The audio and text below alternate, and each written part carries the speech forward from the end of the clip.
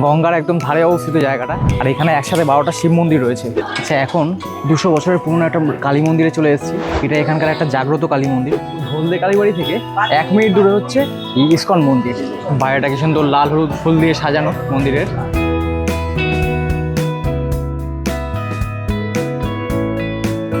এই ইস্কন মন্দির থেকেই বাইরে বেরিয়ে একদম সামনে হচ্ছে পানিহাটির মহোৎসবতলা ঘাট। এবার জেনে নাও কোন উৎসব থেকে এই মহোৎসবতলা নামটা এসেছে। প্রথমেই চলে আসলাম খড়দার শ্যামসুন্দর মন্দিরে। এই মন্দির এখানকার বহু প্রাচীন এবং ঐতিহ্যের একটা বৈষ্ণব মন্দির। গঙ্গার ধারে আরও একটা 200 বছরের পুরনো মন্দিরের সামনে দাঁড়িয়ে আছি। এটার নাম হলো 26 শিব মন্দির। এই মন্দিরের যেটা প্রধান বৈশিষ্ট্য সেটা হলো এর 8 চালা স্থাপত্য শৈলী। এখন চলে এসেছি সেই অন্নপূর্ণা মন্দির দর্শনে। এই মন্দিরে 1:30 নাগাদ ভোগ প্রসাদ দেওয়া শুরু হয়। আর এদিকে হচ্ছে 2 নম্বর গেট। এখানে লাইন দিতে হবে। 1টা 5 বাজে এখন, সবাই অলরেডি লাইনে দাঁড়িয়ে পড়েছে। কিন্তু গেট যখন খুললো ঢোকার সময় একটা ঝামেলা হয়েছিল। আচ্ছা, এবার আমি চলে যাব আজকের শেষ গন্তব্যে, যেটা হলো সাই বাবার মন্দির। তার জন্য আবার সোদপুরে যেতে হবে। ওয়েলকাম টু ভারত দর্শন ট্রাভেল। আমি গৌরব। এখন সোদপুরে আছি। এই বাসে করে আসলাম, যাদবপুর থেকে 1 ঘন্টা লাগলো আসতে। এবার টোটো করে এখান থেকে পানিহাটি যাবো। প্রথমে পানিহাটির বেশ কিছু বিখ্যাত মন্দির ঘুরে দেখবো আজকে। তারপর পানিহাটি থেকে খড়দা যাবো। আমাদের টোটো চলে এসছে এখন।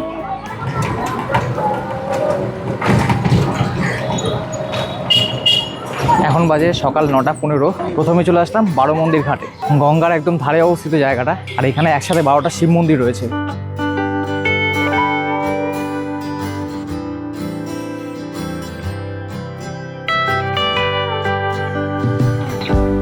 পানিহাটির 12 মন্দির ঘাটে পৌঁছালে প্রথমেই চোখে পড়ে গঙ্গার শান্ত এবং বিস্তীর্ণ জলরাশি।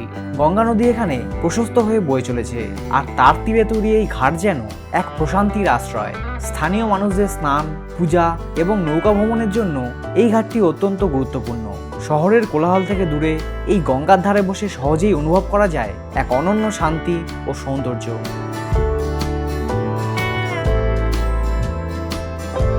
এই ঘাটের ঠিক সামনেই আছে 12টি শিব মন্দিরের সমাহার, যার স্থাপত্য মূলত বাংলার ঐতিহ্যবাহী 8 চালা ও 2 চালা ধাঁচে নির্মিত, যা গ্রামীণ বাংলার প্রাচীন মন্দির স্থাপত্যের এক অসাধারণ নিদর্শন। মন্দিরগুলো এক সারিতে পাশাপাশি দাঁড়িয়ে আছে। সব মন্দিরের ভিতরেই শিবলিঙ্গ স্থাপন করা আছে এবং প্রতিটি মন্দিরের গঠনও প্রায় একই রকম। এই 12টি শিব মন্দির নির্মাণ করেছিলেন রানী রাসমণির বিখ্যাত জমিদার পরিবারের সদস্যরা। 1900 শতাব্দীতে নির্মিত এই মন্দিরগুলো তৎকালীন বাংলার ধর্মীয় ও সাংস্কৃতিক ঐতিহ্যের প্রতীক। বলা হয় এই মন্দিরগুলি নির্মাণের উদ্দেশ্য ছিল স্থানীয় মানুষদের জন্য একটি পবিত্র উপাসনার স্থান তৈরি করা এবং গঙ্গার তীরের ধর্মীয় কার্যকলাপকে উৎসাহিত করা। শিব ভক্তদের কাছে এটি একটি পবিত্র তীর্থস্থান। বিশেষ করে মহাশিবরাত্রির সময় এখানে প্রচুর ভক্তের সমাগম ঘটে। এখানকার পরিবেশ কিন্তু বেশ খোলামেলা। গঙ্গা রয়েছে এক সাইডে, আমার এই পেছনে 6টা, এইদিকে হচ্ছে 6টা, মোট টোটাল 12টা শিব মন্দির। আর এই গঙ্গার ঘাটে প্রচুর মানুষ স্নান করে। দূরে নৌকাও চলছে।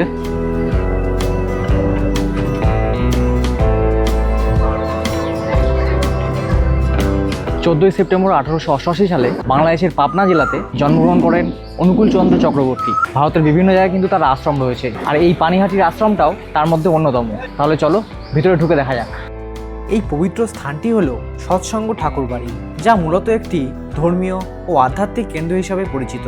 বাড়িটি প্রতিষ্ঠিত হয়েছে মহান আধ্যাত্মিক গুরু অনুকূলচন্দ্রের আদর্শ ও শিক্ষাকে কেন্দ্র করে। এখানে তার উপদেশ, মানব ধর্ম, নৈতিক জীবনযাপন এবং আধ্যাত্মিক উন্নতির বার্তা প্রচার করা হয়। এখানে জাঁকজমকের চেয়ে বেশি গুরুত্ব দেওয়া হয়েছে শান্তি ও আধ্যাত্মিকতার উপর। সাদা রঙের প্রাধান্য, পরিষ্কার পরিচ্ছন্ন পরিবেশ এবং সুসংগঠিত প্রাঙ্গণ এই ঠাকুরবাড়িকে এক অনন্য সৌন্দর্য প্রদান করেছে। এর ভিতরে ঢুকে ছবি ভিডিও করতে দেয় না, তাই বাইরে থেকে যতটা সম্ভব হয় দেখালাম। এরপরে চলো টোটোতে উঠে আবার যাব আমাদের 3য় গন্তব্যে।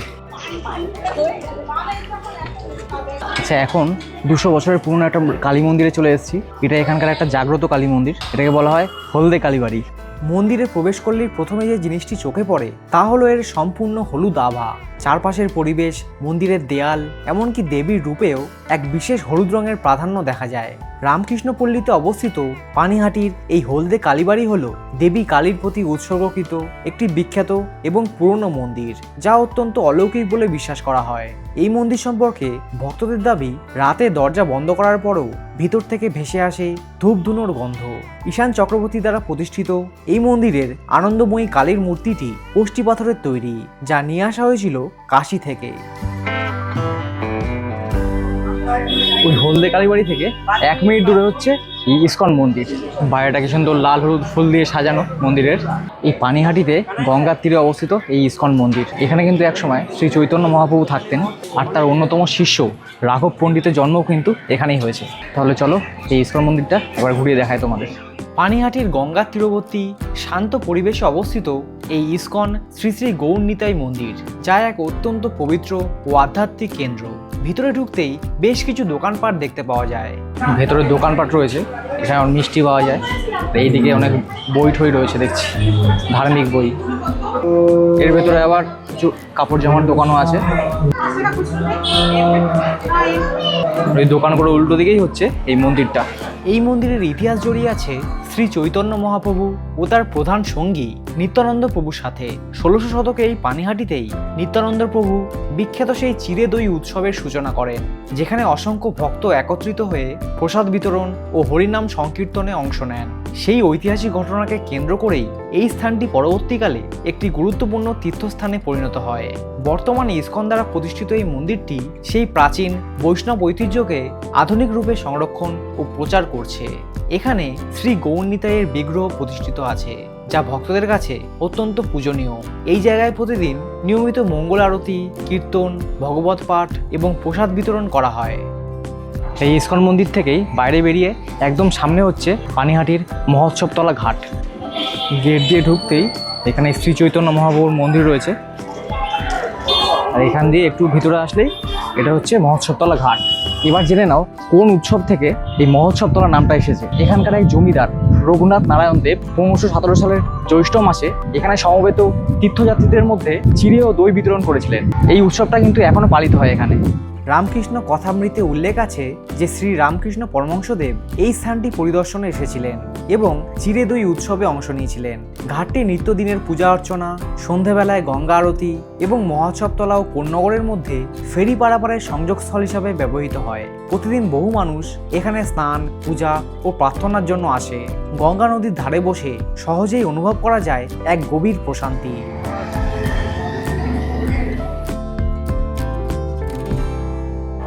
এইদিকে মহোৎসবতলা ঘাট, আর এখান দিয়ে একদম সামনে ওইটা হলো ইসকন মন্দির। হ্যাঁ, ভিডিও বানিয়ে ঠিক আছে।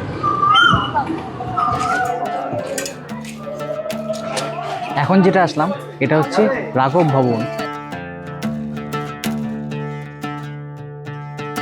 রাঘব পণ্ডিত ছিলেন শ্রী চৈতন্য মহাপ্রভুর একজন ঘনিষ্ঠ সহচর এবং অনুগত ভক্ত। 1600 শতকে যখন চৈতন্যদেবের ভক্তি আন্দোলন বাংলা জুড়ে ছড়িয়ে পড়েছিল, তখন রাঘব পণ্ডিত পানিহাটিতেই বসবাস করতেন এবং এখান থেকেই তিনি ভক্তদের মধ্যে ভক্তি ও নাম সংকীর্তনের প্রচার করতেন। এই ভবনটি মূলত নির্মিত হয়েছিল রাঘব পণ্ডিতের বাসভবন হিসাবে, কিন্তু সময়ের সঙ্গে সঙ্গে এটি একটি গুরুত্বপূর্ণ ধর্মীয় তীর্থস্থানে পরিণত হয়। এই রাঘব ভবনের সঙ্গে একটি উল্লেখযোগ্য ঐতিহ্য জড়িত আছে, যা রাঘবের ঝুলি নামে পরিচিত। রাঘব পণ্ডিত প্রতি বছর বিভিন্ন প্রকার শুকনো ও বিশেষ খাদ্যদ্রব্য প্রস্তুত করে তা পুরীর জগন্নাথ ধামে মহাপ্রভুর জন্য পাঠাতেন। এই খাদ্যদ্রব্যগুলি ভক্তদের কাছে আজও ভক্তি ও নিবেদনের এক অনন্য নিদর্শন হিসাবে গণ্য হয়।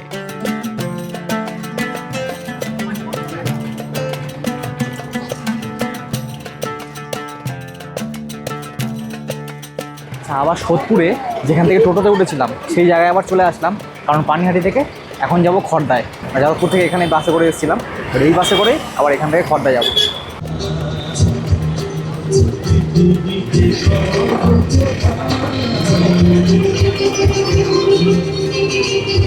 5 মিনিট লাগলো আসতে গাড়ি করে। আমরা এই খড়দা পুলিশ স্টেশনের সামনে এসে দাঁড়ালাম।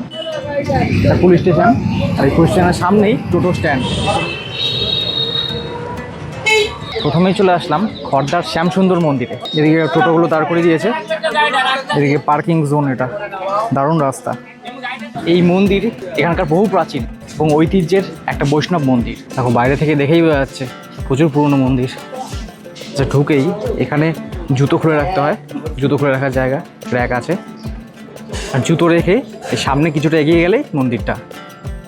এই মন্দিরের ইতিহাস শুরু হয় ১৬০০ শতকে, যখন বীরভদ্র গোস্বামী খর্দায় বৈষ্ণব ধর্ম প্রচার করছিলেন। তিনি ধ্যানের মধ্যে শ্যামসুন্দর রূপে শ্রীকৃষ্ণের দর্শন লাভ করেন এবং তার নির্দেশ অনুযায়ী একটি বিশেষ শালগ্রাম শিলা সংগ্রহ করেন।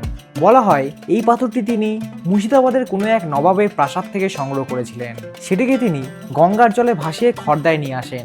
পরে সেই কোষ্ঠী পাথর থেকেই শ্রীকৃষ্ণের ৩টি বিগ্রহ নির্মাণ করা হয়, যার মধ্যে এই শ্যামসুন্দর বিগ্রহটি খর্দায় প্রতিষ্ঠিত হয়। প্রথমে এই মূর্তি প্রতিষ্ঠিত হয় খর্দার কুঞ্জ বাটিতে, যা নিত্যানন্দ প্রভুর বাসস্থান হিসাবে পরিচিত। পরবর্তীকালে ভক্তদের সংখ্যা বৃদ্ধি ও পূজার বিস্তারের কারণে বর্তমান শ্যামসুন্দর মন্দিরটি নির্মিত হয়, যা প্রায় ৪০০ বছরেরও বেশি পুরনো। স্থাপত্যের দিক থেকে মন্দিরটি একটি প্রাচীন আটচালা ধাঁচের, যা বাংলার ঐতিহ্যবাহী মন্দির স্থাপত্যের একটি অনন্য উদাহরণ। এখানে কোষ্ঠী পাথরের তৈরি রাধা শ্যামসুন্দর বিগ্রহ ভক্তদের কাছে আকর্ষণীয় এবং অত্যন্ত জাগ্রত বলে বিশ্বাস করা হয়।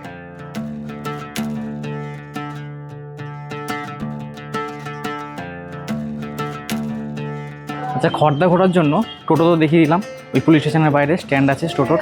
আর পানিহাটিতে যে টোটো করে ঘুরেছি তাদের ফোন নাম্বার কিন্তু ডেসক্রিপশনে দিয়ে দিয়েছি। আর টোটো যেখানে নামিয়েছে সেখান থেকে এই রাস্তা দিয়ে কিছুটা ১ মিনিট হেঁটে আসতে হয়, কারণ এই রাস্তায় টোটো নিয়ে ঢোকা যায় না। এখানে নো এন্ট্রি লেখা আছে। মন্দিরের বাইরে এখানে একটা চায়ের দোকানও রয়েছে, ৫ টাকা করে এই ভাড়ে চা, লিকার, দুধ দুটোই পাওয়া যায়। সে দোকানের বাইরে আবার চেয়ারও পেতে রেখেছে, এই দোকানগুলো মনে হয় খোলে না। চা খাওয়া শেষ করে সবাই এখন যাবো হচ্ছে খর্দার দ্বিতীয় গন্তব্যে। গঙ্গার ধারে আরও একটা ২০০ বছরের পুরনো মন্দিরের সামনে দাঁড়িয়ে আছি। এটার নাম হলো ২৬ শিব মন্দির। এই মন্দিরের যেটা প্রধান বৈশিষ্ট্য সেটা হলো এর আটচালা স্থাপত্য শৈলী। তাহলে চলো আরও ভালোভাবে এই মন্দিরটা সম্পর্কে জেনে নিই।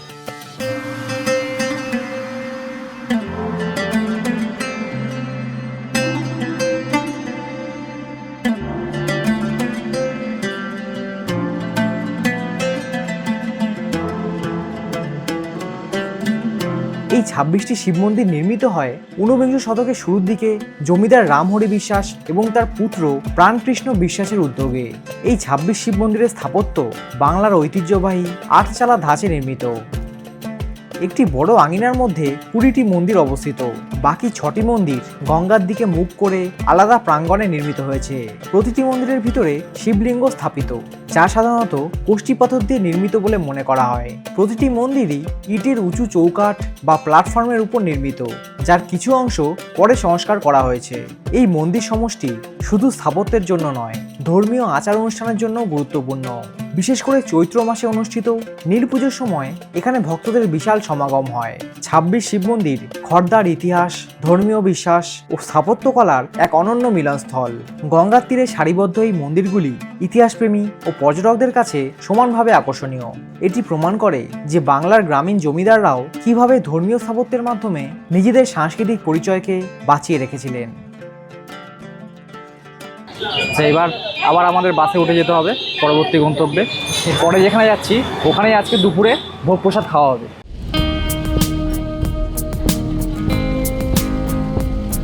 খর্দা থেকে ১০ মিনিট দূরে এখন টিটাগড়ে চলে আসলাম।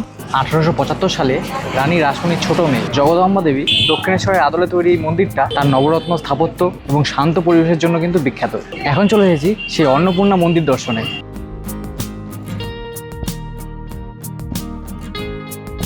মন্দিরে ঢোকার গেট, আর এখানে বাইরে আমাদের জুতো খুলে রাখতে হবে। কাউন্টার আছে, এই স্থানে জুতো রাখুন লেখা আছে। এই বোর্ডে আর একটা জিনিস লেখা, ভালো করে দেখে নাও কত ধরনের ভোগ পাওয়া যায় আর তার দাম কত, সব লেখা রয়েছে এখানে। মন্দিরে বাইরের খাবার নিয়ে কিন্তু ঢোকা যাবে না। আচ্ছা, জুতো রাখার জন্য আবার ৫ টাকা লেখা রয়েছে। এখানে সব জুতো রাখা, আর আমাকে এই ৫ টাকা কুপন দিল, এটা দেখিয়ে আবার জুতো নিতে হবে। এখানে দিতে হবে ৫ টাকা, এখান দিয়ে কুপনটা দিয়ে দেবে। মন্দিরের প্রবেশপথে একটি বিশাল সিংহ মূর্তি রয়েছে, যা একসময় ব্রিটিশ শাসকদের আপত্তির কারণ হয়েছিল, কিন্তু পরবর্তীতে আদালতের দেওয়া রায়ে সেটি সংরক্ষিত থাকে। এই মন্দির নির্মাণ শুরু হয় আনুমানিক ১৮৭০ সালের দিকে এবং প্রায় ৫ বছর পর ১৮৭৫ সালের ১২ই এপ্রিল এটি উদ্বোধন করা হয়। এই উদ্বোধনী অনুষ্ঠানে উপস্থিত ছিলেন শ্রী রামকৃষ্ণ পরমহংসদেব, যা এই মন্দিরের আধ্যাত্মিক গুরুত্বকে আরও বাড়িয়ে দেয়। মন্দিরটি মূলত দক্ষিণেশ্বরের কালী মন্দিরের আদলে তৈরি, যা একটি নবরত্ন মানে 9টি চূড়া বিশিষ্ট মন্দির। এর প্রধান গর্ভগৃহে মা অন্নপূর্ণা ও ভগবান শিবের বিগ্রহ প্রতিষ্ঠিত। মা অন্নপূর্ণার অষ্টধাতু দিয়ে এবং শিবের বিগ্রহ রূপো তৈরি বলে জানা যায়। ভিতরে মূর্তির ছবি তোলার নিষেধ আছে। এখানে অন্নপূর্ণা পুজো, অন্নকূট উৎসব, কালী পুজো, দুর্গাপুজো ও জন্মাষ্টমী সহ বিভিন্ন ধর্মীয় অনুষ্ঠান অত্যন্ত জাঁকজমকের সঙ্গে পালিত হয়। দক্ষিণেশ্বরের আদলে নির্মিত হলেও এর নিজস্ব ঐতিহ্য এবং আধ্যাত্মিক পরিবেশ একে আলাদা করে তোলে। এখানে গেলে ইতিহাস, ভক্তি আর স্থাপত্য এই তিনের এক অসাধারণ মিশ্রণ অনুভব করা যায়।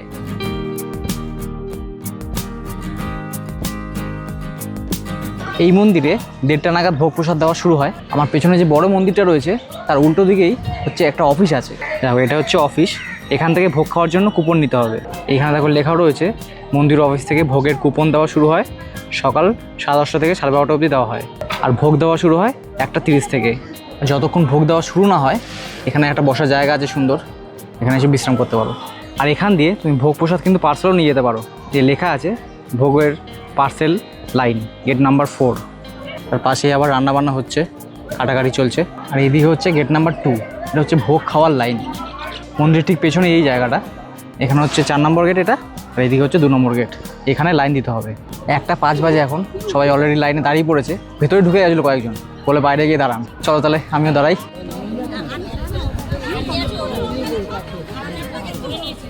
বেশ কিছুক্ষণ অপেক্ষা করার পর ভোগ দেওয়া শুরু হলো। প্রথমে দিয়েছিল 1 হাতা করে পোলাও আর 1 টুকরো আলু ভাজা।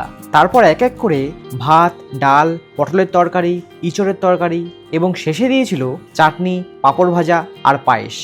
1:30টার সময় বসে গেছিলাম, 2টোর সময় খাবার দিয়েছে।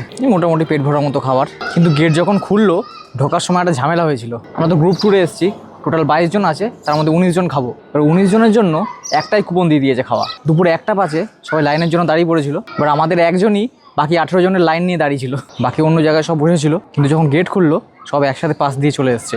এবার এতজনকে ঢুকতে দেখে সবাই রেগে গেছিলো, বলছে এতজন লাইন ভেঙে ঢোকা যাবে না। তারপর অনেক কষ্টে ঝগড়াঝাটি করে ঢুকতে হয়েছে। কিন্তু আমি ছিলাম লাইনে প্রথম থেকেই, 5-6 জন প্রথম থেকেই দাঁড়িয়েছিলাম। বাকি সবাই অন্য জায়গায় বসেছিল, গেট খোলার পরে এসছে। যাই হোক, এবার এখান থেকে আমরা আরেকটা জায়গায় যাব, সেটা হচ্ছে রাসমণি ঘাট। বাইরের এই কাউন্টারে আবার জুতো নিতে এসেছি, এখান থেকে জুতো পরে বেরোবো। অনেক কষ্টে জুতো খুঁজে পেলাম। 2টো জুতোর, একটা যাদবপুরে আর একটা সোদপুরে চলে গেছিলো ভেতরে। আচ্ছা, মন্দিরের বাইরে এখানে প্রসাদ বিক্রি হচ্ছে, এখান থেকে প্যাকেট নিয়ে ওইদিকে পে করতে হবে গিয়ে। আমাকে মালপোয়া আর 2টো আলু চপ। এক একটা প্যাকেট 50 টাকা করে। আমরা হাঁটতে হাঁটতে এই মন্দিরের একদম পিছন দিকে চলে আসলাম। এই মন্দিরের গেটটা বন্ধ, এই গেটটা আগে খোলা থাকতো। খোলা থাকলে একবারে বেরিয়ে চলে আসতে পারতাম এদিকে। যাই হোক, এই পিছনে হচ্ছে রাসমণি ঘাট। মানে আগে এই অন্নপূর্ণা মন্দিরে জুতো পরে ঢোকা যেত না মন্দিরের বাইরে অংশে, কিন্তু এখন যেহেতু মন্দিরের চত্বরেই জুতো খুলে ঢুকতে হয়, তাই এই গেটটাও বন্ধ। খালি পায়ে তো কেউ আসবে না এখানে। এই চলে এসেছি একবারে ঘাটের সামনে। রানী রাসমণি গঙ্গা তীরের বিভিন্ন স্থানে ঘাট, মন্দির ও ধর্মীয় স্থাপনা নির্মাণ করেছিলেন, যাতে সাধারণ মানুষ সহজে গঙ্গা স্নান ও পূজা অর্চনা করতে পারেন। টিটাগড়ের এই রাসমণি ঘাটও সেই ঐতিহ্যেরই একটা অংশ। ঘাটটি পাকা সিঁড়ি দিয়ে গঙ্গার দিকে নেমে গেছে। উপরে খিলানযুক্ত করিডোর ও বিশ্রামাগারের মতো কাঠামো তৈরি করা রয়েছে। এই ঘাটে প্রতিদিন বহু মানুষ গঙ্গা স্নান করতে আসেন, বিশেষ করে মকর সংক্রান্তি, গঙ্গাসাগর যাত্রার সময় এবং প্রত্যেক অমাবস্যা ও পূর্ণিমায় এখানে ভক্তদের ভিড় বেড়ে যায়। অনেকেই এখানে পিণ্ডদান, তর্পণ এবং বিভিন্ন হিন্দু আচার অনুষ্ঠান সম্পন্ন করেন। বর্তমানে এই রাসমণি ঘাট একটি জনপ্রিয় পর্যটন কেন্দ্র হিসাবে পরিচিত। আচ্ছা, এবার আমি চলে যাব আজকের শেষ গন্তব্যে, যেটা হলো সাই বাবার মন্দির। তার জন্য আবার সোদপুরে যেতে হবে। এটি কোনো প্রাচীন মন্দির নয়, তবুও অল্প সময়ের মধ্যেই এটি ভক্তদের কাছে এক গুরুত্বপূর্ণ তীর্থস্থানে পরিণত হয়েছে। স্থানীয় মানুষদের উদ্যোগ ও দানের মাধ্যমে মন্দিরটি গড়ে ওঠে এবং ধীরে ধীরে এর পরিধি ও জনপ্রিয়তা বৃদ্ধি পায়। মন্দিরের প্রবেশপথে রয়েছে বিশাল খোলা প্রাঙ্গণ। সামনের অংশে দেখা যায় সাদা রঙের স্তম্ভ ও খিলানযুক্ত ছাউনি, যা এক ধরনের শান্ত ও গম্ভীর পরিবেশ তৈরি করে। এই মন্দিরে প্রতিদিন নিয়মিত পূজা, আরতি ও ভজন অনুষ্ঠিত হয়। সকাল 6টা থেকে দুপুর 12:30 পর্যন্ত এবং বিকেল 3টে থেকে রাত 8টা পর্যন্ত মন্দির খোলা থাকে। ভিতরের করিডোরে আছে সুন্দর ডিজাইনের ছাদ ও সারিবদ্ধ স্তম্ভ, যা মন্দিরে একটি রাজকীয় অনুভূতি এনে দেয়। মন্দিরের গর্ভগৃহে সাই বাবার একটি দৃষ্টিনন্দন মূর্তি স্থাপন করা হয়েছে, যা সোনালী অলঙ্করণ ও ফুল দিয়ে সাজানো থাকে। আলো ও সজ্জার ব্যবস্থাও অত্যন্ত আকর্ষণীয়, যা পর্যটকদের মনে এক গভীর ভক্তির অনুভূতি সৃষ্টি করে। সকাল ও সন্ধ্যায় আরতির সময় বিশেষ ভক্তিমূলক পরিবেশ তৈরি হয়, যেখানে অনেক ভক্ত একসঙ্গে প্রার্থনায় অংশ নেন। এই মন্দিরের সবচেয়ে বড় আকর্ষণ হলো এর শান্ত ও পরিষ্কার পরিবেশ। ভিতরে অনেক ভক্তকে বসে ধ্যান বা প্রার্থনা করতে দেখা যায়, যা শহরের ব্যস্ততার মধ্যেও এক টুকরো শান্তির অনুভূতি দেয়। বাইরের মন্দির প্রাঙ্গণ ফুলের বাগান দিয়ে খুব সুন্দরভাবে সাজানো। এখানে আসলে শুধু পূজা নয়, বরং এক ধরনের প্রশান্তি ও ইতিবাচক শক্তি অনুভব করা যায়, যা এটিকে অন্য সব মন্দিরের থেকে আলাদা করে তুলেছে। আজকের ভিডিও এই সাই বাবার মন্দিরেই শেষ করছি। ভালো লাগলে প্লিজ লাইক করে দিও ভিডিওটা, এবং আরও জায়গার ভিডিও দেখতে চ্যানেলটাও সাবস্ক্রাইব করে রাখতে হবে। কেমন লাগলো কমেন্ট করে কিন্তু জানিও।